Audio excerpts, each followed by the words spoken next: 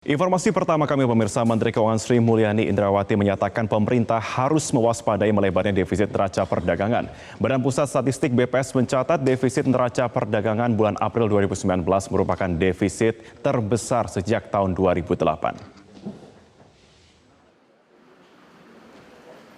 Badan Pusat Statistik BPS mencatat defisit neraca perdagangan bulan April 2019 mencapai 2, miliar dolar Amerika atau defisit terbesar sejak tahun 2008. Menteri Keuangan Sri Mulyani Indrawati menyatakan pemerintah harus mewaspadai lebarnya defisit ini. Kalau kita lihat dari komposisinya tentu ini sesuatu yang perlu untuk kita perhatikan. Walaupun importnya kontraksi, tapi ekspornya juga kontraksinya lebih dalam lagi. Jadi ini faktor dari ekspor yang sebetulnya mengalami perlemahan. Ya, kita juga harus waspada. Yang kedua dari sisi importnya, kalau kita lihat untuk beberapa impor bahan baku dan barang modal, kita juga perlu antisipasi terhadap industri yang menggunakan itu.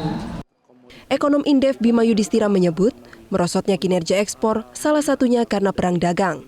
Sehingga terjadi penurunan yang cukup tajam ekspor beberapa negara tujuan utama seperti Amerika Serikat dan Tiongkok. Karena itu pemerintah harus mengantisipasinya.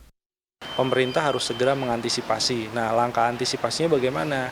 Kita harus mulai move kepada pasar alternatif pertama, yang kedua tim negosiasi perdagangan itu memang harus dioptimalkan. Yang ketiga, daya saing dan produktivitas industri manufaktur kita sehingga di pasar ekspor lebih berdaya saing. Tidak terlalu fluktuatif karena perubahan harga komoditas.